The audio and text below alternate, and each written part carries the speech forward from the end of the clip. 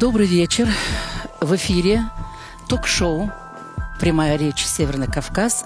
И я, ее ведущая, журналист государственной телерадиокомпании «Ингушетия» Хава Абадиева. Программа приурочена к 80-летию Чеченского государственного драматического театра имени Героя Советского Союза Ханпаши Нурадилова. Сохранение единого театрального пространства как средство консолидации многонационального общества Российской Федерации. И начиная обсуждение этой темы, я хочу предоставить слово министру культуры Чеченской Республики Дикалу Музыкаеву. Театр во все времена был и остается авангардом, локомотивом культурной среды и культурного общества.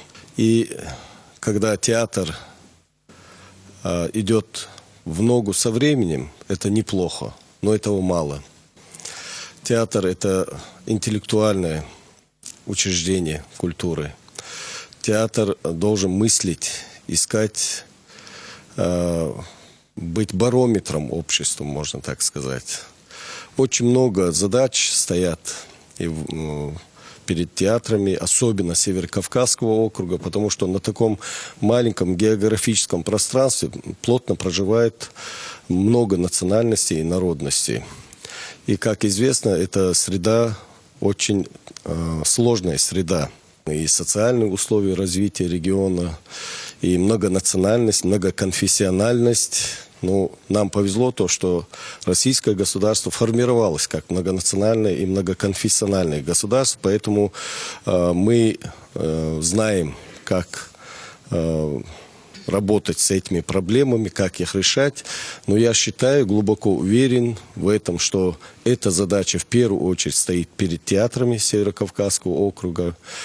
И мы будем делать все, чтобы именно эти задачи решались и решались цивилизованным путем за счет интеллекта, за счет назначения наших театральных организаций. И, естественно, в этом бесспорно должны принимать самое активное участие союзы театральных деятелей. После распада Советского Союза, к сожалению, рычаги воздействия у них ослабли. И, конечно, во всех начинаниях, что касается культурной среды, очень много зависит от государственной программы развития культурной среды и учреждений культуры. Насколько государство правильно понимает и правильно поступательно делает шаги в сохранение лучшего, то, что есть в культуре региона, и развитие, будь это театрального жанра искусства, будь это любого другого жанра искусства. Насколько это понимает, насколько это оценивает государство, и насколько мы с вами, деятели культуры и искусств, делаем правильные шаги для того, чтобы наш труд был востребован, чтобы всегда культура была в авангарде общества. Вот мы, если сегодня говорим о театральной среде юга России, да, Севера Кавказа, проблемы есть объективные, есть субъективные. Объективные проблемы то, что после распада СССР был Госконцерт, Союзконцерт, Росконцерт, и была строка в бюджете «Гастрольная деятельность». Вот сейчас все думают, почему регионы Северного Кавказа так интенсивно, как в прежние времена, не гастролируют. А как можно еще воздействовать и создавать общую театральную среду или вообще общую культурную среду на Северном Кавказе? Естественно, это только при обменах, при совместных культурных форумах, фестивалях. Вот только при этих мероприятиях можно интегрировать культуры народов Северного Кавказа.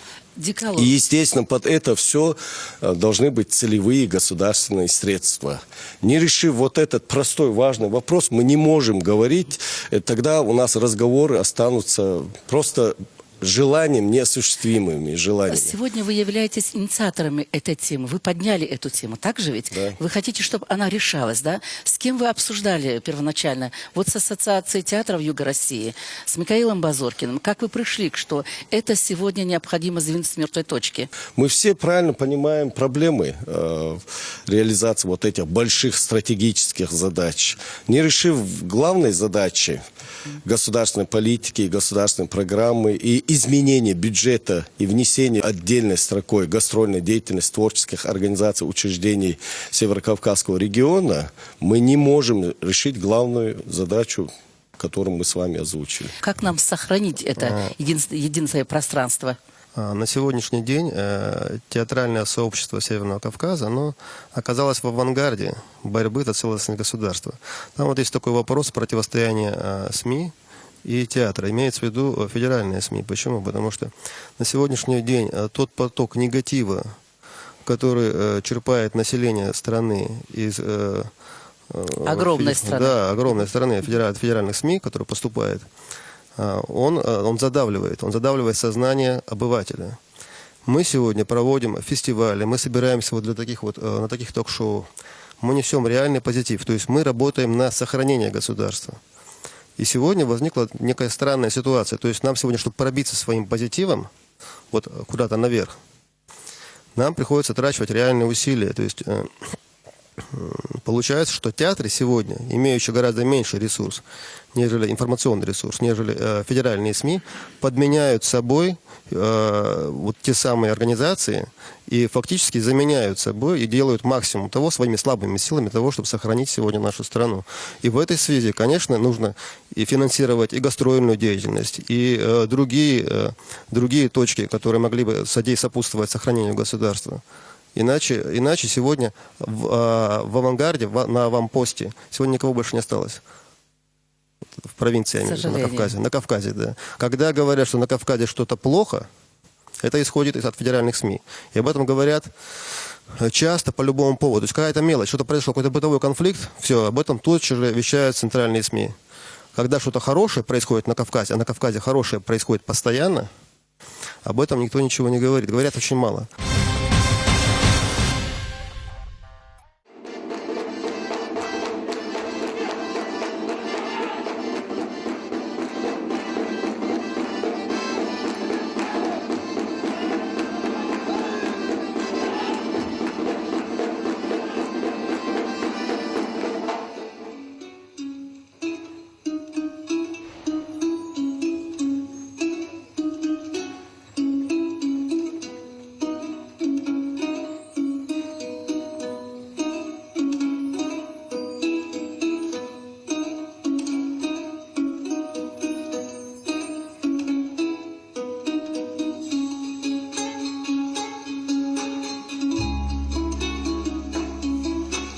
Где-то я уже видел эти глаза. Бой под Назранью, помнишь? Так это была ты? Но ты же была совсем ребенком. Ты тоже когда-то им был. И ты все это время помнил мой взгляд?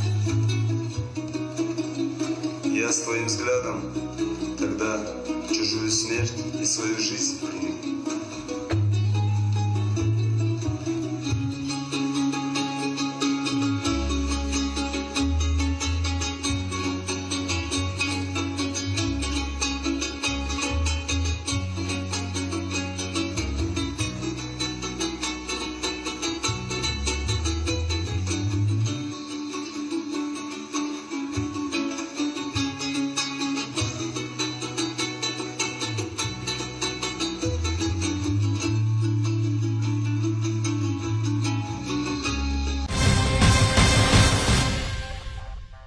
Конечно же, региональные театры, театры Северного Кавказа, чтобы они конкурировали, работали на уровне многих российских театров, то есть и столичных. А у нас в истории развития театра любой Северокавказской республики это есть.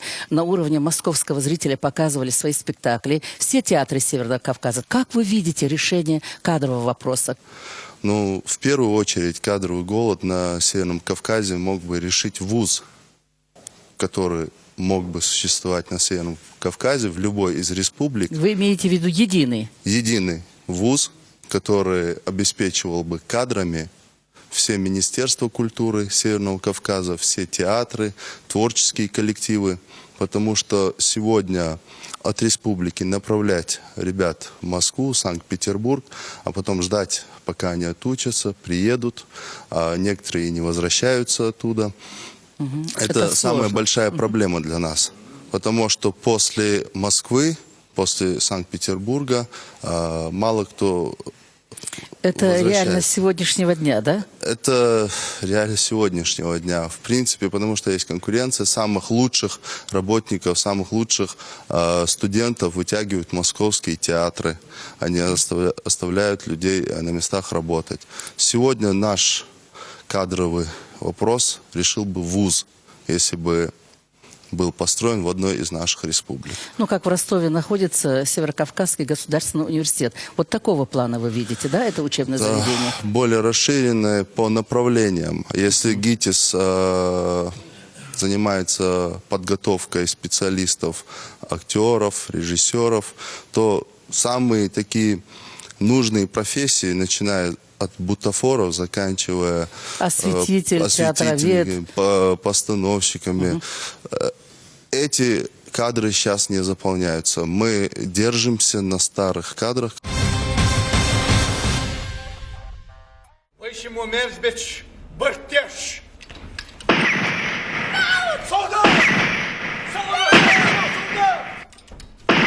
Йөрөс сендик ойны хагал.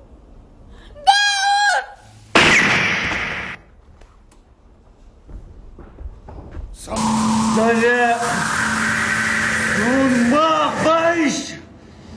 Руслан Дашаев, Нахан Кирместагу, Цундел, психоневрологический центр Хажинайз. Правильно Базоркин сказал, что любые негативные явления подхватывают СМИ, готово, жареные гвозди им нужны. Как только проходят хорошие мероприятия, о нас молчат. И только единственный Жириновский, выступая без конца, говорит и защищает бедный русский народ. Хочется сказать, до чего дошел этот русский народ, что евреи стали их защищать. Но суть не в этом. Я почему это подчеркиваю? Потому что единственный человек во всеуслышание, во всю Россию хочет отделить Северный Кавказ от России. Россия русским и так далее. Россия испокон веков была и наша тоже. Она и останется нашей. Что касается выступления министра вашего по гастрольной деятельности, я думаю, милости от природы ждать не надо. Нам надо вариться в собственном соку хотя бы и общаться на Северном Кавказе между собой. Вы помните былые времена, когда мы по-братски встречались, обнимались, делились опытом, показывали друг другу спектакли, потом уезжали довольны и вновь готовы были возвратиться. Сегодня мы этого лишены, так же, как и лишены кадровой политики. Кадровая политика – это очень крупный и нужный вопрос для всех регионов Северного Кавказа. Начиная с электриков, завцехов, кончая актерами и режиссерами, мы сегодня обделены. И на это надо обратить внимание не директорам, не министру культуры, а руководителям республики, президенту, председателю Совета министров. Когда закладывается бюджет года на будущий, также надо заложить студию каждой республики, заложить на это средства, чтобы как бы мы с вами не варили в собственном соку, как бы мы с вами не воспитывали своих людей на собственной территории, в своих университетах, мы не добиваемся той высоты искусства и культуры, которую получаем в столице от высоких мастеров настоящего театрального искусства. Поэтому этот важный вопрос надо поднимать на уровне наших руководителей республик. У вас прекрасный президент, молодой, энергичный, ему ничего не стоит позвонить или поехать сказать: вот у меня чеченская студия, 2 студии надо открыть и воспитывать их на высшем культурном уровне для театрального искусства. Замечательно. По его примеру, я думаю, и все остальные регионы зашевелились бы, потому что хороший пример, он заразителен и быстро воспринимается. Что касается наших гастролей, дорогие друзья, мы всегда были Северный Кавказ, нас никто не разлучит ни с Россией, ни между собой. Мы всегда с уважением относились, мы всегда поддерживали свои традиции наших дедов и прадедов, и их поддерживать и сегодня должны. А сегодняшняя поддержка – это наше общение, это наш визит друг к другу. Театр – это зеркало народа, своего народа, каждого народа. Театр – это трибуна, откуда единственный жанр искусства, откуда актер напрямую, наживую общается со зрительным залом. Для нас аплодисменты и зарплата – это есть и семья, и дом, и театр, все воедино. Поэтому этот вопрос также очень важен поставить на самых верхах, перед первыми лицами. Пускай они знают. И если, я уверен, обычно в советские времена бывало так. Театр, вдруг зрителя мало, вдруг чего-то, и вдруг изъявил первое лицо посетить театр. Значит, все чиновники за ним как стадо идут, понимаете? Идут. А потом этот первое лицо на каком-то заседании спрашивает: министр промышленности, вы были в театре? Нет, не был. А я был, говорит. На следующий раз министр бежит со всей свитой. Понимаете? Почему? Потому что если первые лица заинтересованы в театре, театр живет, театр процветает. Я являюсь секретарем Союза театральных деятелей, заместителем Калягина. И я являюсь куратором Северного Кавказа по Союзу театральных деятелей. На съезде я выступил и сказал: раньше, в советские времена, мы чувствовали министра России, мы чувствовали его заботу, мы его видели, мы его знали. Сегодняшний министр культуры – это министр культуры Москвы. Я говорю, может быть, есть резонно выбрать еще одного министра для регионов? Так пускай будет два. Один для Москвы, другой для регионов. Но мы будем хоть знать, что у нас есть свой министр. Спасибо большое. А это давайте тогда сюда поищем тоже, если есть такой журнальный.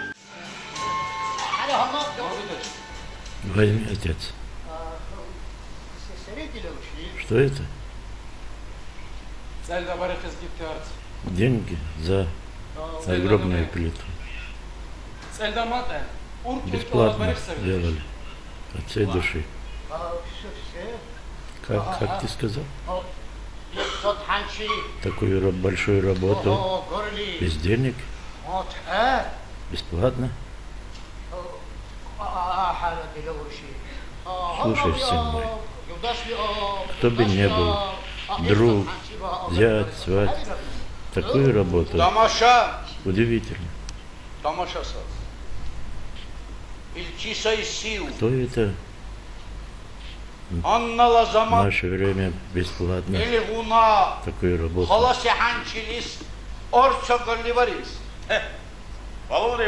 Знаешь, брат, это из-за нас, за уважение к нам. А почему ты скрыл от нас? Чтобы показаться перед Отцом Святым? Извини, Отец. И эти деньги отдай тому человеку, который сделал надгробную плиту.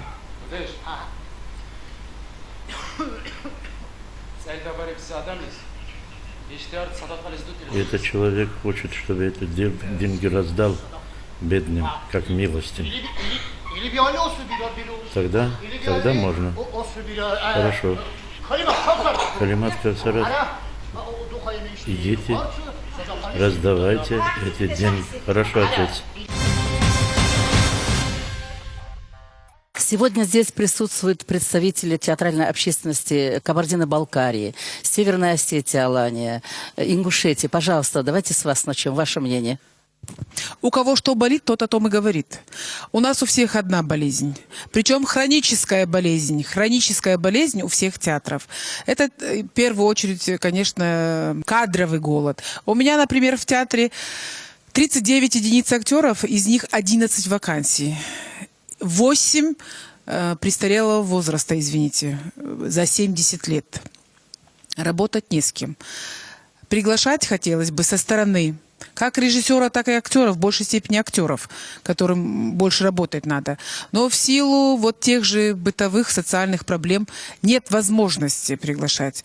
Молодые студенты, окончившие вузы, хотят, если даже работать, мы не можем обеспечить их жильем. Приехал с дальнего села парень, жить ему негде, это как пример привожу, а обеспечить мы его не можем. Зарплата минимальная, поскольку он только-только выходит из института. И что ему делать? А мне что делать как руководителю, которому кровь из носа этот студент, этот актер необходим в театре? Что касается Кабардино-Балкарии и Балкарского театра, в этом году Балкарский театр побывал благодаря Кумыкскому театру, руководителю Кумыкского театра Айгуму в Дагестане на гастролях. Также благодаря Министерству культуры Российской Федерации мы в этом году побывали на гастролях в Башкирской республике. После встречи президента Российской Федерации Медведева и Владимира Владимировича Путина с деятелями культуры Российской Федерации Калягиным, Табаковым было решено возобновить гастрольные проекты. И наша заявка прошла. Мы пробили там грант для поездки в Башкирскую республику. Вот, гастроли прошли на хорошем уровне. Что касается транспорта, жилья и так далее, все финансировалось с Москвы, с Министерства культуры Российской Федерации.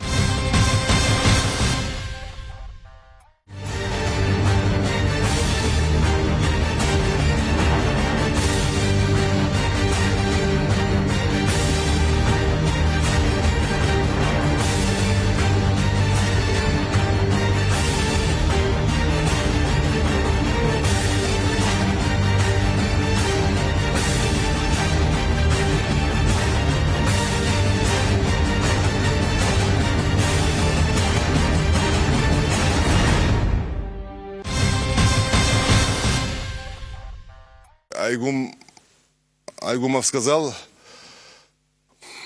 не надо ждать с небес маны, да, небесной. Надо заниматься самим этим вопросом. Мы позанимались этим вопросом, и у нас получилось. Вот занимается Осетия фестивалю «Южная сцена». Получается, понимаете? Есть моменты, где мы сами бы тоже справлялись бы. Ну, конечно, поддержка нужна. То есть взаимная работа с директорами, с министрами культуры друг другом обязательно должны общаться и ездить, находить какие-то методы. Полностью разрешается, то есть другие методы хозяйствования. Сегодня все зависит все-таки и от руководителей Министерства культуры, и от самих руководителей театральных коллективов. Безусловно. Я так понимаю. Спасибо вам. Мы еще вернемся к вам, к этой стране. Я бы сейчас хотела обратиться к известным нашим талантливым актерам. Мусе Дудаеву, Дагуну Амаеву. Вы представители той школы, советской школы театрального искусства. Вы тоже были в числе студийцев, отправлены на учебу. Скажите, как вы видите решение этой проблемы сегодня? Пожалуйста. Я бы хотел с другого начать. Если мы, руководство культуры, руководство театров, союзы театральных деятелей не поднимут вопрос, а знают ли значение театров, необходимость театра и в сегодняшний век, в сегодняшний день для духовности народа, нужен он или не нужен? Имеет ли актер какое-либо значение в этом вопросе, в этом месте? Нужен он или не нужен? Профессиональный актер, государственный театр имеет. Или театр является только увлекательно-развлекательного характера? Или театр является орган воспитующий, идеологический? Если мы поставим эти оценки и решим раз навсегда в верхах, кто мы есть, кто есть кто, то, значит, соответственно, актеры не должны быть нищими по сравнению со средним, очень средненьким слоем народа. Что же касается Кавказа, кавказских деятелей культуры, у нас свой менталитет у всех народов. У нас свои обычаи и традиции. Я говорил на первом заседании Общественного совета в Ессентуках. Я сказал, я бы хотел поднять вопрос здесь, чтобы сохранить Северный Кавказ как питомник высших нравственных ценностей по всей России сегодня. Замечательно. Потому что пока мы живы, не от государственной политики, не от больших художественных произведений, оплаченных автору, не от телевидения, не центрального телевидения, тем более. Мы живы, потому что у нас хороший, национальный, традиционный, обычайный фундамент. И пока этот народ жив, мы будем сохранять лицо человеческое. И последнее.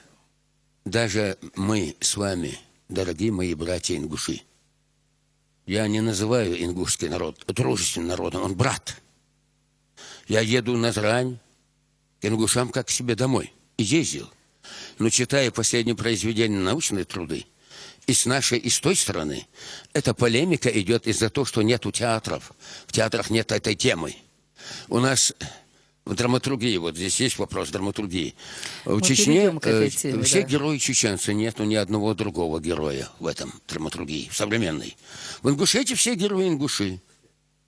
В Дагестане все герои дагестанцы, аварцы, там, кумыки. Как будто мы живем в изоляции друг от в друга, изоляции. да. Как будто мы не женаты друг на друге, не вышли замуж никуда.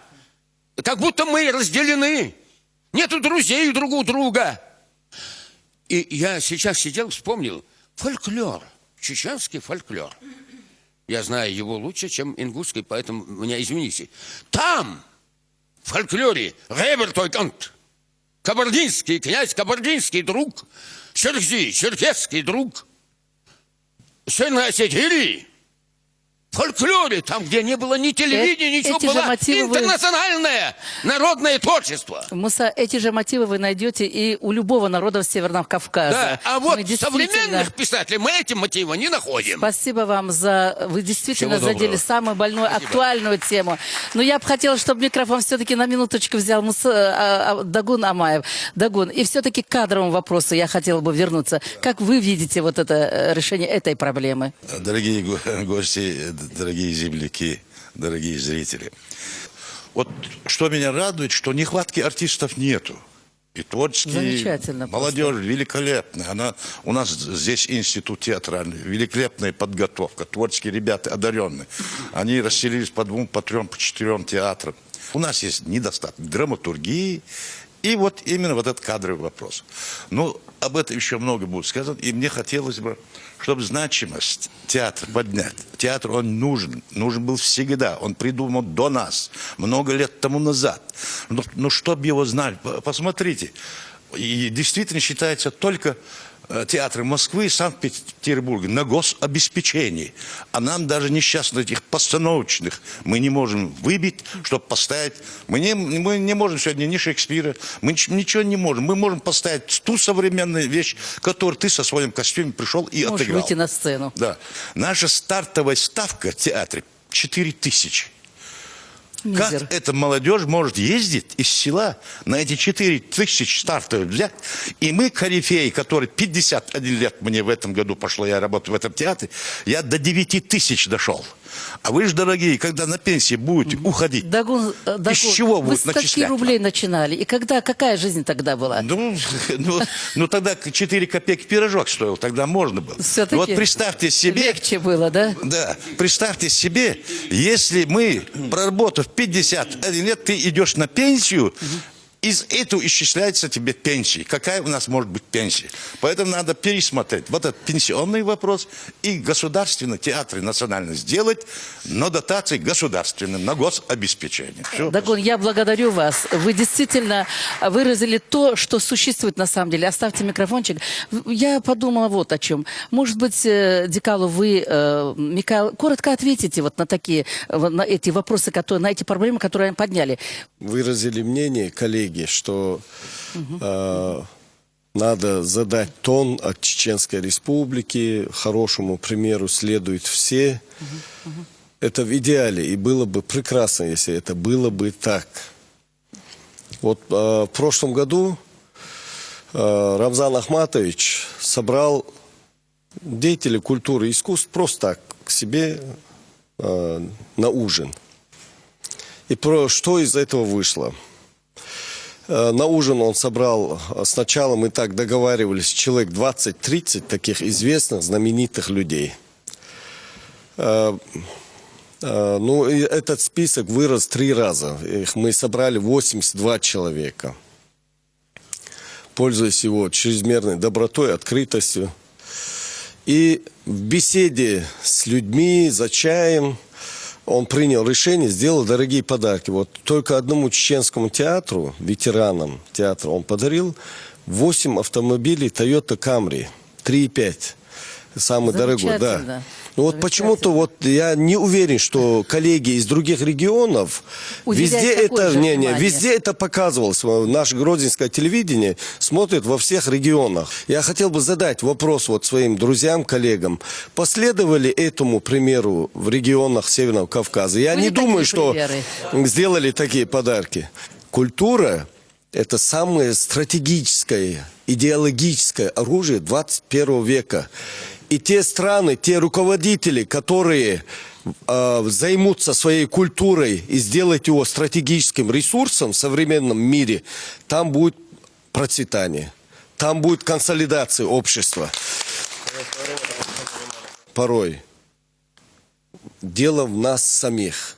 Когда мы, деятели культуры, искусств, даже не можем предложить государству, чего мы хотим, какой помощи, в каком виде от государства. Государство нам помочь не может. В первую очередь нам надо создавать на Северном Кавказе или существующие органы общественные. Они должны работать. Не просто собрались, пообщались, озвучили свои проблемы и разошлись. Нам нужны рецепты оздоровления культурной среды на Северном Кавказе. Опять-таки напоминаю, как самое плотное географическое пространство, где проживают самые большие национальности и народности на территории Российской Федерации, это Северный Кавказ. Самое маленькое геополитическое пространство и самое большое количество национальностей, народностей и конфессий проживает на Северном Кавказе. Вот в этой среде особенно увеличивается роль культуры и искусства, профессионального искусства я имею в виду, не хобби, которые сейчас часто на наших сценах путают самодеятельность, профессиональное искусство, перемешивают это, а потом дают негативные оценки всей сферы культуры. Я очень прошу всех присутствующих в дальнейшем строить нашу совместную деятельность таким образом. Актуальные задачи и проблемы на 3 уровня. То, что мы можем сделать на своем уровне. То, что мы не можем сделать на своем уровне, и мы просим помощи государства и власти, окружного руководства Северокавказского. И цели и задачи, без поддержки которых мы не можем решить, обращаться в федеральное руководство, правительство Российской Федерации, Министерство культуры Российской Федерации. Я более чем уверен, если эти задачи будут обоснованы, если эти вопросы будут обоснованы, если они будут реальны, и мы будем своей деятельностью подтверждать, что при оказании этой помощи, что мы дальше будем помогать и власти, и народу своим творчеством, это непременно произойдет. Дикало, я так думаю, вы на этот вопрос дали исчерпывающий ответ. Тамара, вы вот в тот самый сложный период, да, Чеченской Республики, вообще ситуация на Северном Кавказе, в России, вы были министром культуры. Вы захватили ту часть Советского Союза, когда мы жили, когда это была государственная программа подготовки кадров театральных в том числе. Но сегодня вы работаете с молодежью, вы профессор Чеченского государственного университета. Вам видно, вот как бы, и что было в прошлом, что сегодня. Как вы видите решение проблемы? Так сложились исторические вот коллизии, что наши народы размежевались, разделились, в силу военные действия были, много накопилось проблем. И сегодня надо собирать камни. Мы их раскидали, сегодня их надо собирать. И никакой альтернативы тому, что мы должны встречаться, мы должны устраивать фестивали, мы должны устраивать гастроли. И Декало абсолютно прав. Нам, конечно, надо бороться за то, чтобы власть понимала значимость театра, обратила на него внимание. Но у нас нет времени. Нам история не предоставляет этого. Мы сегодня должны пытаться решать свои проблемы сами. Не усугублять их, а решать. Потому что межкультурное пространство вот наше, чтобы оно было целостным, чтобы оно было продуктивным, чтобы нам было всем в нем комфортно, в этом роль театра архиважная. И это сверхзадача театра. Теперь, что касается кадров, вот кадровой политики. Конечно, хорошо бы посылать студии, но мир изменился, господа, изменилась наша страна, изменились всякие экономические рычаги, институты в этой стране.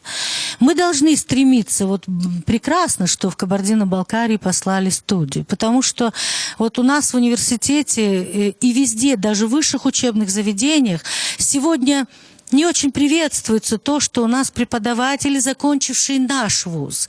Нам нужен другой опыт, нам нужен другой взгляд, другое видение, другие навыки. Мы должны общаться и набираться этого опыта. Безусловно, это в театральной среде абсолютно, потому что театр – это живое действо. Но правильно говорит вот наш министр Декало, это не просто зрелище, это зеркало, это воспитывающий институт, это консолидирующий институт. И все новации, которые происходят за пределами нашего региона, нам должны быть интересны. Что я могу в этом плане сказать как представитель вузовской науки? У нас есть кафедра театрального искусства. У нас планируется открытие в рамках нашего университета Института культуры. Прекрасно, что есть Институт искусств. Это действительно Северо-Кавказский региональный институт искусств. Я в нем долго преподавала, читала историю мирового искусства. Я только 2 года как вернулась и была преподавателем этого института. Хорошо бы, чтобы был создан еще один чисто театральный вуз. И мы надо пытаться это сделать. Но уже сегодня надо, во-первых, есть очень хороший рычаг, это мастер-классы. Надо пытаться призывать сюда, приглашать ведущих театральных деятелей, актеров. И не только актеров, режиссеров особенно. У нас сплошные проблемы в драматургии. Наши театры черпают драматургию 50-х, 60-х годов неактуальную, устаревшую, которая не находит отклика в зале. А ведь зритель пойдет в театр только если ему это интересно.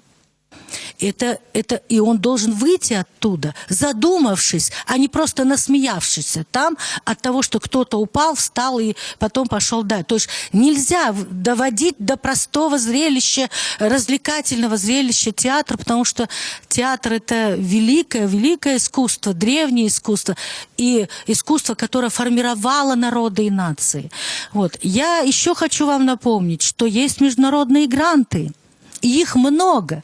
Нам надо учиться жить в современном мире. Для театральных деятелей, для театральных коллективов очень много грантов. Эту нишу нужно занимать. Этим надо заниматься. Ну, вот, пожалуй, пока да. Мир так живет. Театральный мир так живет. Театральный мир так и живет. И вообще не только наш. Мы только начинаем входить в то пространство, конечно. Во всем мире театр живет за счет того, что приходит зритель, и за счет того, что его поддерживает целый институт меценатов. Понимаете? Это будет делать, если театр будет интересным. И я вот все время, мне очень понравилось, Декала, твое выступление, спасибо тебе за это, потому что в первую очередь, конечно, любой порядочный человек начинает с себя. А что мы несем зрителю? Какую драматургию, какую игру, какие спектакли. Это тоже очень важно. Ну и, конечно, взаимосвязано. Спасибо, Тамара. Да. Мы к этому вопросу, конечно, перейдем. Если вы не возражаете, представитель... Так, пожалуйста. Дорогие коллеги, хотел сказать, уважаемые, но после стольких рассуждений о кадровой политике в этой сфере, хочется сказать только дорогие. Каждый из вас на вес золота, безусловно, не только в вашем театре, не только в ваших республиках, но и на всем нашем пространстве творческом, театральном. Хочу поблагодарить отдельно Тамару, которая затронула столь важный, на самом деле, на мой взгляд, самый важный аспект сегодняшней театральной жизни – это что мы несем своему зрителю. Я хотел бы спросить, какая посещаемость в ваших театрах? Я уверяю, что каждый из вас сейчас, положив руку на сердце, скажет, что до 50% в среднем в зале не бывает заполняемость. Сразу возникает вытекающего, а что мы повезем на гастроли? Спектакли, на которые наш зритель не ходит, мы повезем другим зрителям, а с чего ради они придут на эти спектакли? И так далее. Я сам выпускник Московского вуза, закончил 2 факультета в театральном институте имени Щукина, актерский и режиссерский, и закончил продюсерский факультет в ГИКа. И убежден, образование, которое получают студенты на Северном Кавказе, оно не дотягивает и не будет дотягивать до такого уровня, который мы получаем в столице. Почему? И вопрос не в педагогике, которую мы имеем на местах. Ведь, чтобы быть артистом, мало быть талантливым человеком. Надо высокообразованным человеком быть. Мы прекрасно знаем, что сегодня общество не читающее. Перестали читать. Мы больше смотрим на экран телевизора. И именно столичные вузы дают тот объем знаний, после которых мы можем называться интеллигентными артистами, режиссерами. Только в этих вузах, находясь в этой атмосфере, студент может озадачить себя тем, чтобы пойти и почитать книжку. Нужную ему, необходимую ему. Поэтому я все-таки такой сторонник обучения в профессиональных вузах. Безусловно, создание на Северном Кавказе или на базе существующего вуза или нового учреждения образовательного. Мы этот вопрос обсуждали на нашей встрече, да, Михаил, с коллегами. Может быть, это принесет пользу, должно принести пользу. Но студийность, которая была в театрах, может быть, стоит вот от нее отказаться. Все-таки, подумав, сколько у нас штатных единиц, я сейчас больше как директор, наверное, как администратор, буду говорить. Как администратор, говорите, да. Сегодня мы переходим на новоотраслевую оплату труда. Со следующего года пытаются навязать, может, кто-то добровольно уйдет в автономные учреждения и так далее. И в этой ситуации мы должны понимать, что отправив 20-30 человек учиться, мы не просто должны заботиться о том, что вернутся они или нет. А если они вернутся, куда мы их денем, столько артистов? У нас во Владикавказе есть факультет искусств, где есть театральное отделение, актерское отделение, которое ежегодно выпускает 10, 15, 20 актеров. И при всем том, что во Владикавказе, наверное, самое большое количество театров на Северном Кавказе, их 7. Эти театры не могут принять столько выпускников. Видите? Это очень важный вопрос. Но Дагестан, я, конечно, в данном наверное, случае погорячился, да, наверное. Вопрос еще вот в чем. Отправляя на обучение студии, все-таки приезжает, может быть, уже готовый коллектив в театр, который имеет свои спектакли, безусловно, это хорошо, но все равно получается вот это варенье в собственном соку. Артист должен учиться вне студийности, на мой взгляд. Просто надо выбивать эти места, чем занимается вот Михаил Базоркин на базе ГИТИСа, где на одном курсе учатся люди разных национальностей, из разных республик, в том числе и русские, и из Сибири, из Урала, из Северного Кавказа и так далее. И я считаю, что это самый правильный путь. Вот. По поводу гастрольной деятельности хочу вам вот в 2 словах коротко. Мой театр, который я возглавляю, на сегодняшний день не имеет своей стационарной площадки. Мы живем гастрольной жизнью. Коллектив театра состоит из 30 человек. Уникальный в своем роде, да, я повторяю, что это конно-драматический театр, который синтезировал в себе 3 жанра: хореографический, драматический и цирковой.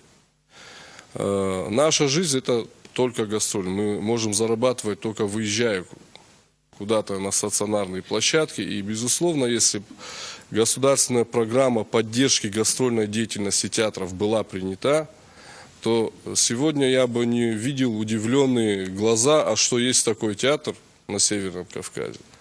Конечно, старшее поколение знает этот театр, ему в этом году исполнилось 20 лет. Вот, ну, наверное, переживает не самые лучшие времена, но все-таки в надежде на изменения какие-то вот, касательно поддержки государственной наших театров, мы тоже надеемся на это. Пожалуйста, передайте микрофон. Вы знаете, 2 года тому назад, когда я возглавил этот театр, мы познакомились с Мусой, вот, тоже, который возглавляет театр юного зрителя Чеченской Республики. И мы, не сговариваясь, мы созванивались. Начиналось с этого. И потом я понимал проблемы, которые должны быть по строению куклы, по тому, как художники, постановщики, скульпторы и все остальные. То есть мы друг друга нашли, мы поняли свои проблемы. Сегодня я обращаюсь к нему. У нас также проходят и гастрольные наши все поездки, которые мы друг к другу ездим. И не все так плохо, могу я сказать так. Я должен сказать наоборот, все зависит от нас. И то, что мы делаем сегодня, да, все время будет останавливаться только одно – заработная плата и все остальное. Это тоже проблема. Это вообще нужно отстранить, потому что мы из другого мира. Мы те люди, которым это не важно. Оно придет само. Я понимаю, что это... я один из тех людей сейчас на данный момент, который, наверное, вот так живет в своей романтике, или у него нет никаких проблем. Есть они существуют. Но я говорю о том, что мы сами это можем решать. Вот сегодня мы, благодаря руководителям и тем людям, которые именно пригласили нас сюда, мы можем это спокойно решить сами. И не только то, что у нас возникают проблемы и с кадрами. И те люди, это не только артисты, самое интересное. Это самые большие проблемы, это те, которые звенья мы вообще не называем сегодня. Но самое главное, это то, что я хотел бы сказать, что все эти вопросы решаемы нами самими. Нет такой республики сегодня, где бы мы ни были, и куда бы мы ни ездили. И друг к другу мы приезжаем, и мы выбираем этот репертуарный план. Сегодня мы были и обменные гастроли у нас и с чеченским театром. У нас были гастроли и в Кабардино-Балкарию. Но мы не говорим о том, что это знают все, наверное. Мы говорим о том, что мы бываем и в Адыгее. Мы где только не были, еще раз повторяюсь. Но это... Мы ездим по школам, мы ездим по детсадам, у нас специфика другая. А если это фестиваль, значит в фестивале мы также и участвуем. Мы выезжаем и по стране, по России, как я сегодня говорю. Мы были в Перми, мы были в Иркутске. Но это от кого зависит? Мы что, ждем те моменты, когда кто нам принесет или оплатит это? Нет, мы собственными средствами все на это идем. Да, такие же 4000 могу сказать, что и у машиниста сцены, что и у артиста молодого. 5,5 может получать народный артист. заслуженный артист республики. Это не в этом смысл. Сегодня смысл в том, что мы сегодня все вместе собрались, и сегодня у нас Северокавказский федеральный округ, который мы называем, мы можем это, да, было сказано, вынести на высший уровень. Да, сегодня есть Хлопонин.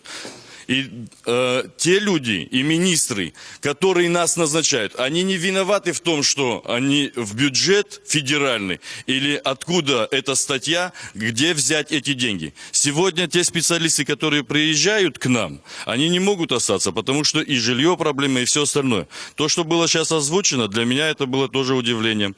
Хотя это очень прекрасный момент того, что были вручения президентам Чеченской Республики, ветеранам сцены.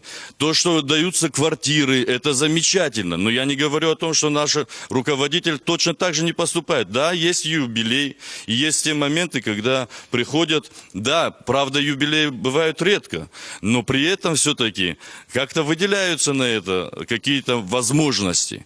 И я хотел бы еще добавить одно. То, что вот с чего мы начали, как кадровый вопрос и где он должен быть. Я полностью поддерживаю Асланбека по этому поводу. По развитию, я бы сказал. Потому что они видят больше молодежь, та, которая бывает в столицах. Но не надо забывать свои корни. Естественно, есть одно. То, что мы учимся именно на многих спектаклях, и теми преподавателями, те, которые преподают, и те монстры, как бы я бы так назвал, которые существуют еще в театральном мире, они их видят, и они ходят, и они знают, и учатся на этом. В смысле этого слова, да. В хорошем Спасибо смысле, вам. да. Спасибо вам большое. Спасибо. Сегодня здесь присутствуют представители Чеченского молодежного театра «Серло» и Ингушского театра юного зрителя Муса Хадзиев. Пожалуйста. Мы с Асланбеком познакомились в октябре во Владикавказе, где выступали на фестивале «Сцена без границ» и взяли лучший дебют за спектакль «Ушедший за саваном». Это по вопросу драматургии. Не все так плохо, правда, с драматургией. Это первый ответ. А второй. Когда у нас нет постановочных, не хватает денег, мы обращаемся к министру, он нам всегда помогает, то есть он выделяет дополнительное финансирование, и для тех, кто хочет поставить спектакль, хочет работать, всегда найдется отклик и поддержка, и деньги. Но, нужно искать. Да.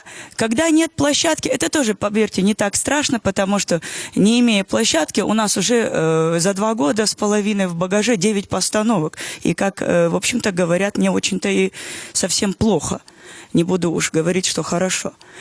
То есть это можно и найти все-таки для молодежи-то, господи, можно и вечером, и ночью. Это не проблема для молодых. Будет, даст Бог, будет. У нас в коллективе 30 актеров. Из них 80% это сельские жители. Это молодые люди, которые не могли себе позволить поступить в вузы Москвы.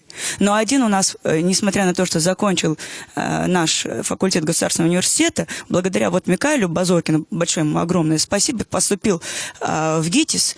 То есть он имеет образование, диплом актера, но он поступил в ГИТИС, потому что это правильно говорит Тамара Мазаева, это все-таки другой взгляд, другая культура и так далее. Это важно. Это профессионально только повышать. Я сегодня с большим удовольствием бы еще училась бы, потому что, мне кажется, сколько лет мы живем, столько мы и учимся. Тем более, что мир меняется, театры меняются. Театр романтизма – это 60-й, сегодня театр психологический и так далее. Завтра, может быть, еще какие-то будут театры, я не знаю, виртуальные. И поэтому, сколько мы живем, столько мы и учимся. Муса, пожалуйста. Чтоб в 45-м был победный пир, но по приказу страшного тирана народ сослали в Синюю Сибирь. 13 лет жестоких испытаний чеченцы все же не уронили честь и верили, что светлый день настанет на свете, ведь и справедливость есть. Особенно. Я скажу так. Не будь нас, детских театров, вам, взрослым театрам, делать абсолютно нечего было бы. То есть у вас не будет подготовленного зрителя, вы хотите сказать, да? Вот, то есть мы готовим вам смену зрительской аудитории. И то, как мы ее приготовим, что мы дадим этому маленькому ребенку. Как будем их воспитывать? Да. То есть на самом простом, для них понятном уровне. Что такое хорошо, что такое плохо. Мы об этом говорим. Но вырастая, человек все равно на подсознательном уровне оставляет этот свой уровень, заложенный детским театром, и он растет. Приходя в взрослый театр, он начинает более тонкие, душевные, человеческие моменты раскрывать в видеоряде спектаклей и понимает, что вот это хорошо, а вот это плохо. Поэтому я и говорю, что очень тяжелая ситуация сегодня, да, складывается и в детских театрах. Но, как правильно мой коллега заметил из Северной Осетии, что вот везде, где бы мы ни были, на фестивалях, где-то мы встречаемся со старшими братьями, когда начинаем говорить, я имею в виду драматических актеров, они говорят: слушайте, ну вот мы драма, мы какие-то всегда обособленные на фестивалях бываем. А почему вы, детские театры, такие дружные? У вас зритель особый. Да, мы сами воспитываемся от нашего зрителя. Мы сами получаем вот тот заряд импульс, чистоты, может быть, да. Да, импульс добросердечия, чистого восприятия этого мира от нашего зрителя. Поэтому мы, наверное, более скомпонованы. И поэтому, наверное, та гастрольная деятельность, которая, как правильно заметил, мы не говорим, мы делаем, мы двигаемся. Да, тяжело, да, трудно. Иногда приходится заходить к министру в кабинет и говорить: вот, давай. Но нету, ничего страшного. Мы друг с другом начинаем контакты налаживать, какие-то... Это, ну, мы более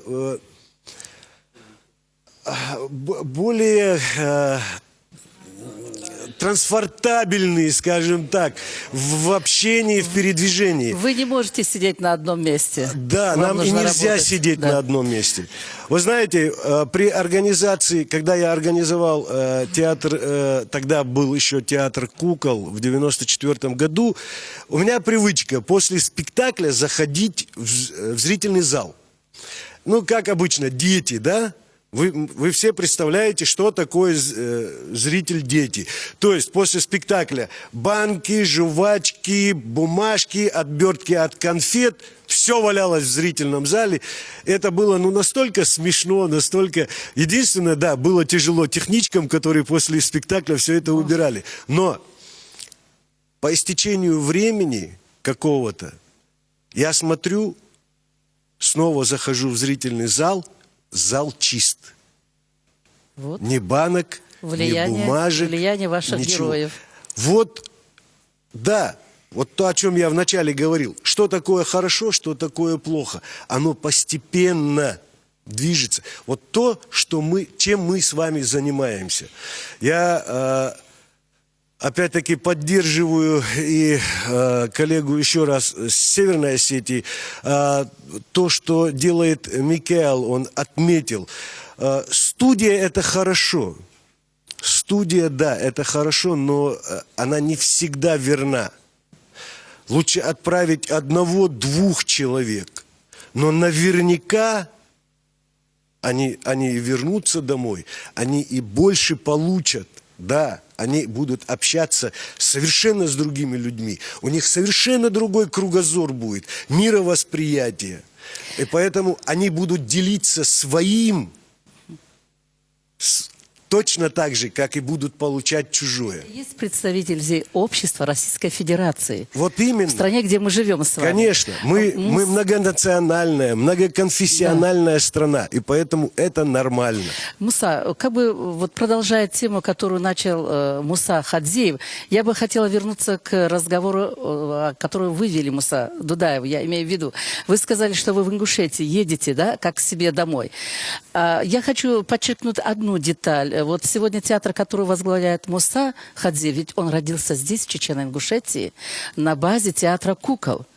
И та труппа, которая сегодня успешно работает в Ингушетии, это драматический театр имени Базоркина, когда-то был совместный чечено-ингушский драматический театр имени Хампаша Нурадилова, также, чье 80-летие мы будем отмечать. Поэтому мне кажется, от вас, уважаемые деятели театрального сообщества, от вас, уважаемые руководители, зависит очень многое.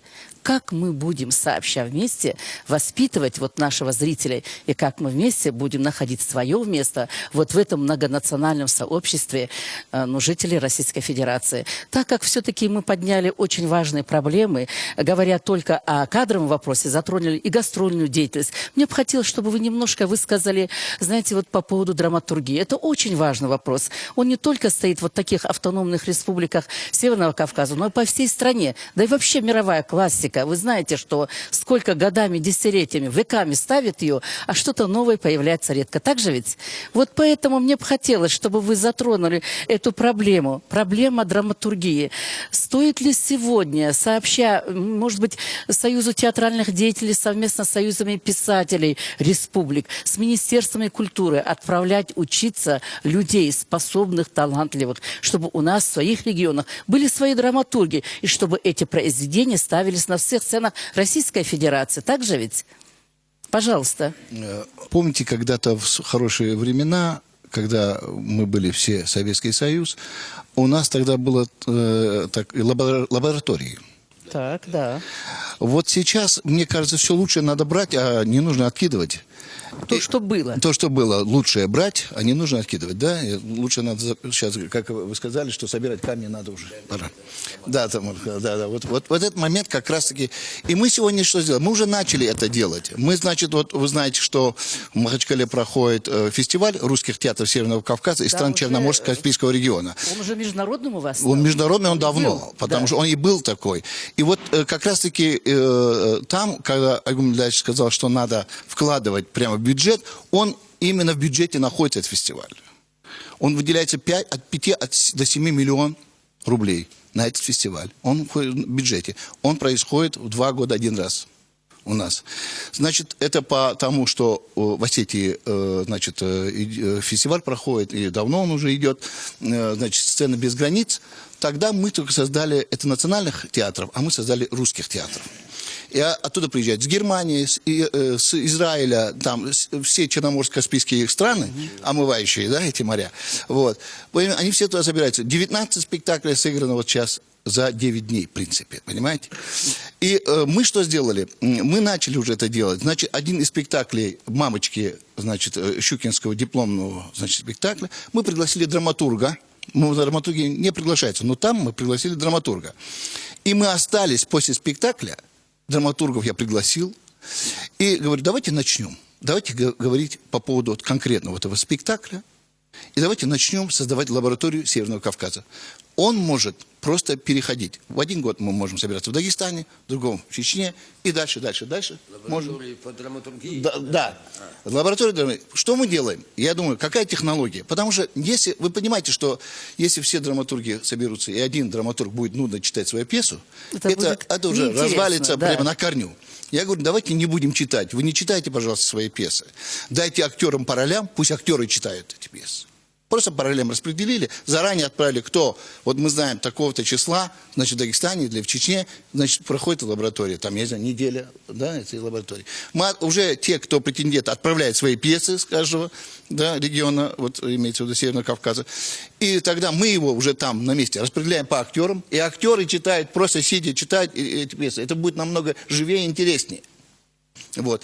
И давайте попробуем сконсолидироваться в этом плане. Да? И я думаю, что мы уже это начали, но если бы вы помогли бы, если мы все собрались бы, это было бы намного лучше. А я вам скажу, это же идет как бы интеграция, в принципе, да? Мы от интеграции говорили. Вот я вам еще один момент такой скажу. Я понимаю, что все эти проблемы, они есть, и я их всех поддерживаю, и все правильно все говорили. Но я другой вопрос еще затронул. Мы уже интегрировались, в принципе. Уже мы начали. С 2007 года у нас идет фестиваль. Сегодня 11-й год. Вот. И я уже начал эту проблему. В Москве, значит, я письмо отправил, значит, тем органам, которые занимаются этими делами творческими. Если мы говорим, что мы постоянно, центр негативно как бы освещает нас, я говорю, давайте, говорю, тогда создадим театр в Москве, театр народов Северного Кавказа. Можно приветствовать только такое предложение. Понимаете, в чем дело? Потому что театр нации, который сейчас есть в Москве, кто играл, какой театр играл в этом театре? Скажите, пожалуйста. По крайней мере, не обсуждалось это в средствах массовой информации. Нет, это давно, этот театр давно существует, он 50 лет существует. Но, нет, чтобы там принимали участие наши театральные коллективы, я имею в виду. Нет, никто не принимал, никогда, понимаете? Но у нас вот многонациональный такой, значит, регион Северного Кавказа, они не смогут нас как бы осветить полностью, этот театр не сможет, потому что он всей России. Я бы говорил, давайте создадим театр народов Северного Кавказа, пусть будет Восток-Запад называться, как хотим потом назвать, но суть Северного Кавказа, который каждый театр Северного Кавказа могут приезжать, у него будет определенная в год там неделя этой республики, которые могут давать спектакли. Это подтянет сразу наши театры, потому что каждый будет знать, что он в Москве будет играть в то время, понимаете? Вы поддерживаете такую идею? Мы как... И главное, что интересно, когда я обращался в Москве, и Совет Федерации обращался, они на ура принимают это все. Они говорят, да вы что, это прекрасная идея. Но никто не двигается в этом направлении. Значит, надо проталкивать, как говорят я вас сегодня. прошу просто поддержать эту идею. Вот я когда ехал, вот лозунги, да, вместе мы сильны, едины, вот я бы перефразировал в этой ситуации. Давайте будем вместе, едины, и мы победим, да, как говорится, вместе мы победим. Замечательно. Вот я думаю, вот эту идею надо проталкивать. Спасибо.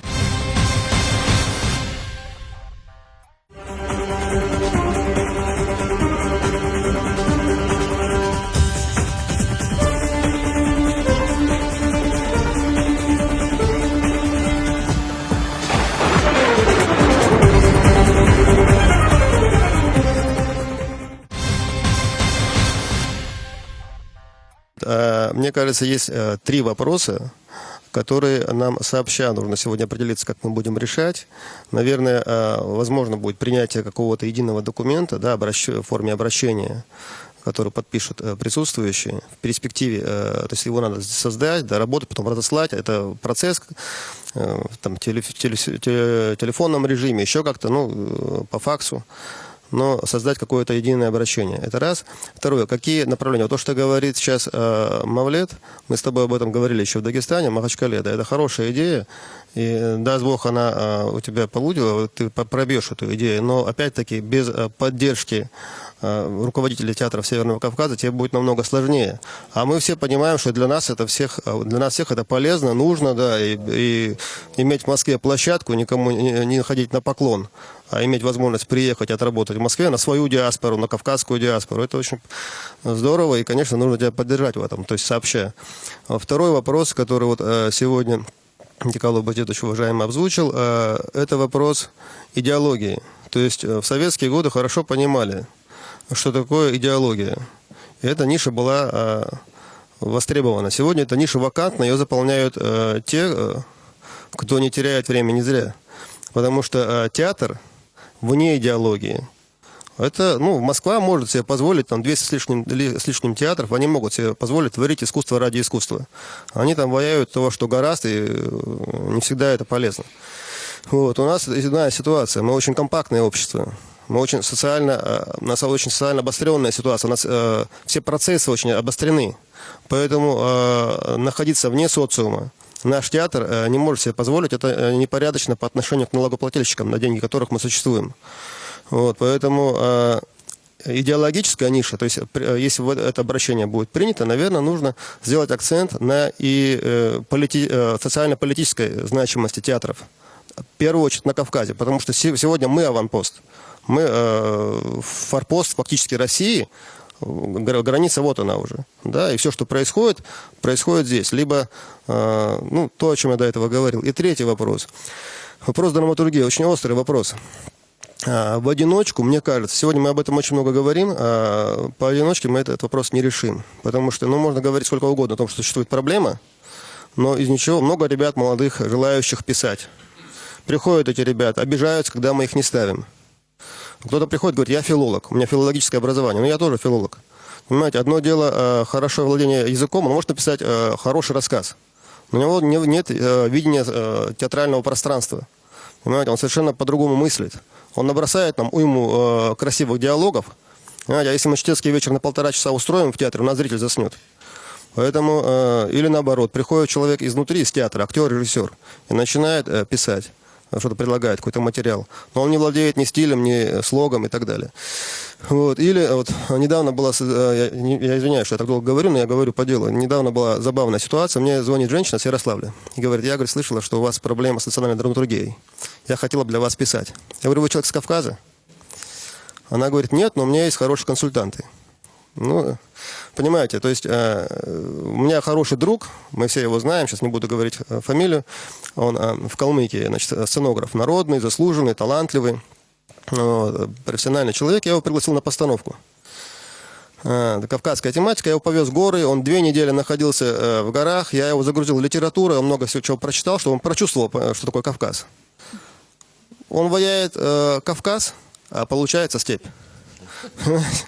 То есть, людям, которые визуально на протяжении веков не ограничены в пространстве, то есть у них нет никаких ограничений, им тесно в нашем менталитете, потому что наш менталитет, он ограничен как нашими горами, так он ограничен и традициями, и запретами. Среда формирует сознание. Есть. Поэтому это человек, который пишет для нас, для национального, если это не русский театр он может брать с интернета, он может, там, материала масса.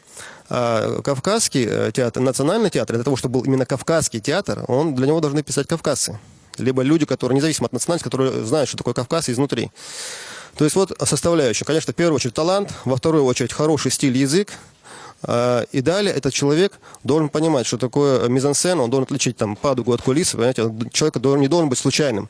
Если там мы берем, не потому что он мой дед, мы берем там драматургию Базоркина и делаем спектакль из «Смоевиков», он берет какие-то призы, но такой человек, это войнавская драматургия, в смысле войнавская литература, то же самое, что Достоевский для мировой литературы, да, для нас. Но такие люди часто не рождаются, и мы не можем постоянно ставить из «Смоевиков». Сегодня все меняется, сегодня другие проблемы, молодежь, другой зрительский интерес, сегодня технические возможности иные. Драматург должен знать, что такое театр изнутри. Он должен знать технологию театра, он должен знать законы сцены. Поэтому, вы правильно говорили, этому нужно обучать. А чтобы драматург вернулся, что я хочу предложить? То есть создать такой интернет-конкурс для талантливой молодежи Кавказа. Вот. Отобрать наиболее талантливых ребят, отправить их учиться, заключить с ними коллективный договор. Это новшество, такого раньше не было. Все заинтересованные театры, каждый может подписать с ним договор, независимо от национальности, кто он, откуда этот человек. Подписать с ним договор. Далее это человека поддерживать материально, загрузить его литературой, материалом по каждой республике. Да, это большой объем, ему будет сложно получать дополнительную еще какую-то информацию, заниматься чтением этой литературы. Но слабые отсеются, наиболее сильные и талантливые останутся. Понимаете? И далее, когда этот человек закончит, этот вуз, мы сможем заказывать ему со всего Кавказа. У него будут заказы, соответственно, и деньги поступать со всего Кавказа. Он будет в материале, понимаете? И этот человек 100% вернется, это заинтересованность. Понимаете? Он уже без работы, он точно не останется. Пускай их будет 4-5 таких ребят. Они могут нашу нишу на сегодняшний день, с которой у нас проблема, да, с драматургией, они могут ее наполнить. Вот здесь прозвучало, что обязательно вне студии должны поступать люди в вузы. Это, я считаю, не совсем правильным. Конечно, если он талантлив, он может поехать, отучиться, приехать и с русскими, и с сербиями, и так далее, и так далее. Функции театра, балкарского театра, прежде всего, слово «балкарское», чистое. У нас сейчас появились в театре люди, которые говорят с акцентом русским. Это, понимаете? пожалуй, болезнь всех театров национальных. Да. Студия должна поехать в Москву, цельная, она должна учиться на балкарском языке, с переводами и так далее.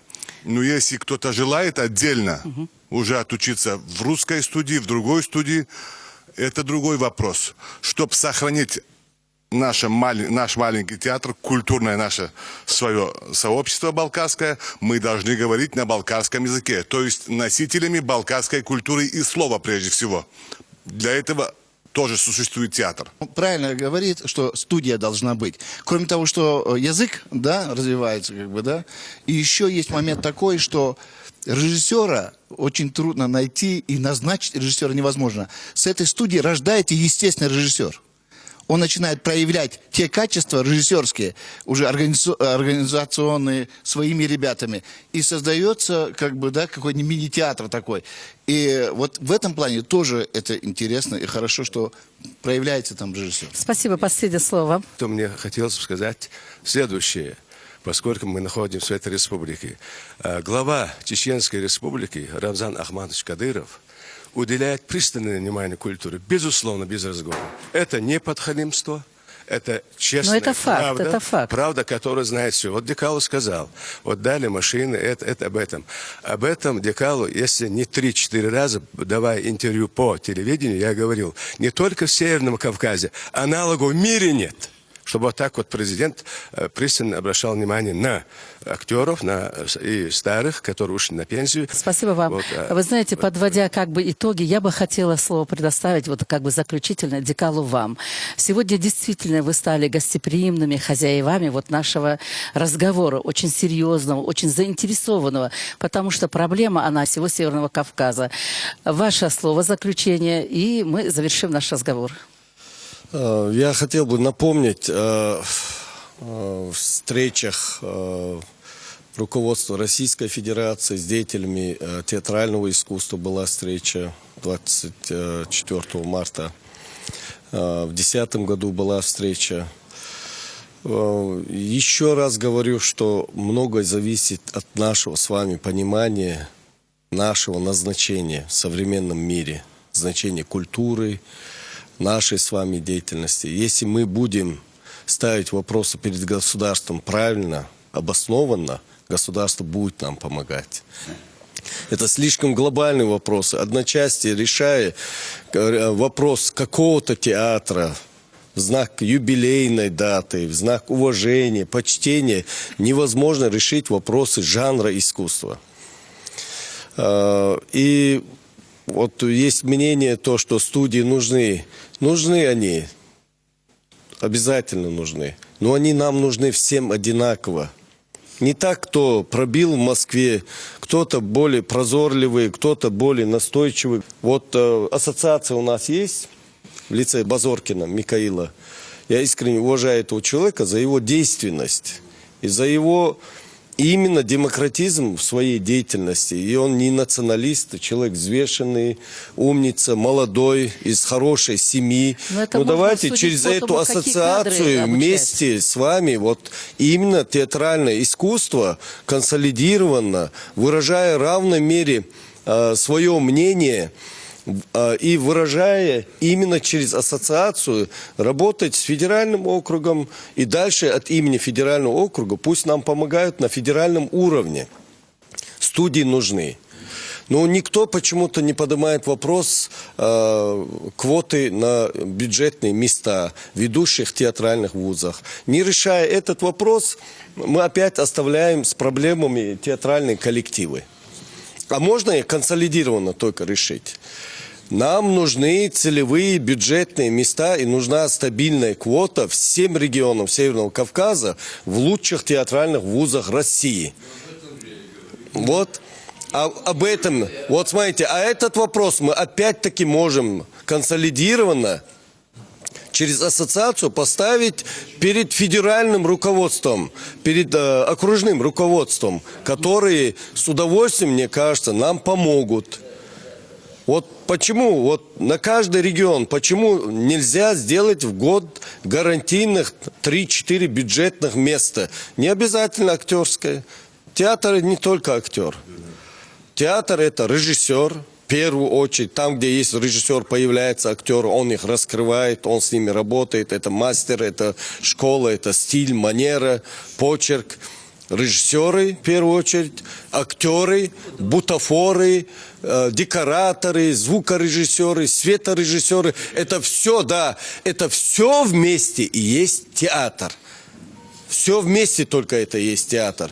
И вот, чтобы мы могли наши общие беды, общие проблемы консолидированно, грамотно выносить от имени деятелей театрального искусства региона Северокавказского, консолидированно выносить на руководство окружное, федеральное руководство, и через них работать на федеральном уровне с правительством Москвы, с Думой, Советом Федерации, не так уж плохо к нам относятся. Я знаю, что когда будет дельное, умное предложение, обоснованное, не чтоб они за нас думали, что нам нужно, а мы говорим, вот это нам нужно, это нам важно, чтобы было единое культурное пространство России, чтобы культуры народов России интегрировали, чтобы была наконец-то российская единая культура, которой у нас на сегодняшний день нету. Мы уничтожили советскую культуру, а взамен ничего не создали. Поэтому и занимается попса, заполоняет весь экран российский, все каналы, показывают дешевую продукцию и занимается только развлечением и угождением какого-то бомонда, эстрады. Вот во что превратили всю нашу российскую культуру. Вот задачи надо ставить глобальные. Задачи надо ставить... Любой вопрос, который мы ставим от имени театральных деятелей или театральных коллективов Северокавказского округа, они должны быть взвешены, они должны быть актуальны, они должны быть жизненно важными и обоснованными. В Чеченской республике региональная власть в лице нашего главы Рамзана Ахматовича делает все возможное 100% и невозможное 100%. Ну, всему есть предел. В конце-то концов, мы с вами живем в федеральном государстве, а это проблема федерального уровня. Декал, спасибо. Уважаемые участники этой программы, я так думаю, все те ваши мнения, высказанные вами, все проблемы, которые вы подняли, найдут свое решение, изложенные в документах, так я понимаю, Ассоциация Северного Юга России, Министерствами культуры каждой республики. А начало уже есть, я думаю. Поэтому вот этот разговор, который вы сегодня вели, заинтересованно. Те проблемы, которые вы сегодня выдвигаете, проблемы, которые необходимо решать, я думаю, способны решить сегодня и Ассоциация, и Министерство культуры Республики Северного Кавказа. Да, пожалуйста. Дорогие коллеги, дорогие друзья, мы сегодня все-таки собрались по поводу 80-летнего юбилея нашего легендарного театрального коллектива, одного из старейшего на юге России, коллектива, который в советские времена, славные времена, входил в число 10 ведущих, лучших театральных коллективов Советского Союза. Это театр с большой славной историей. Вот как говорила Хава Абадиева, из этого театра вышел и театр юного зрителя, из этого театра вышел и театр, ингушский театр. Мы жили с вами в единой республике. И вот чему способствует и как благотворно на всю нашу среду и жизнь, на идеологию, на политику влияет высокоинтеллектуальное, нравственное искусство, если оно есть таковое. Вот давайте все-таки мы, заканчивая передачу, все вместе поздравим наших братьев и сестер с их красивым, ярким, искренним праздником, который они заслужили временем, историей, фактом заслужили и бесспорно заслужили своим талантом, своей любовью к театру и к сцене. Прежде всего, любовью к театру. Да. Декал, спасибо. Мне тоже остается только присоединиться к этим поздравлениям. Там, где руководство республики в лице главы Кадырова уделяет внимание, действительно там ждут театр, там и теплая сцена, там и зритель. Спасибо вам, тем, кто служит этому театру. Спасибо вашему зрителю, который точно так же тепло встречает ваш театр. Ну, я думаю, что мы уже подошли к концу разговора нашего, да, программы. Мика, вы что-то все-таки хотите добавить? Рустама, да? Рустама, в лице Рустама вы хотите поздравить театр? Нет, я хочу поздравить Рустама, потому что ему повезло. Рустама я знаю как профессионала и как человека, энтузиаста, горящего человека. Я удивлен тем, как он молод, и как много он уже успел, и как его ценят и в республике, и уже не только в республике. Я тебя, Рустам, поздравляю. Театр, заслуги театра, они громадные, и это ноша, которую, дай Бог, тебе осилить, и осилить тем, кто будет после тебя. Вот. А тебя за то, что тебе повезло руководить таким театром, и ты такой молодой, у тебя все еще в перспективе, и ты все еще можешь, все в твоих руках. Знаешь, такое очень немногим дается. Знаешь, тебе очень сильно повезло. С таким отношением к театру в республике, с такой историей театр иметь под руководством такому молодому руководителю, тут можно горы свернуть. Ну что ж, я тоже... Завершая на этой ноте, наверное, хочу признаться в любви к актерам этого театра, на чьем творчестве я тоже выросла. Выросли многие поколения жителей Чечено-Ингушетии. Вот вам низкий поклон. Диалриас Халшат, спасибо вам, что вы вот так беззаветно служите театру, воспитывая новые и новые поколения представителей чеченского народа, ингушского, вообще всего зрителей Северного Кавказа. Ну и на этом я хочу попрощаться с телезрителями, напомнить им, что было ток-шоу «Прямая речь. Северный Кавказ». И с вами была я, ведущая Хава Бадиева, и представители театров Северного Кавказа. Всего вам всем доброго.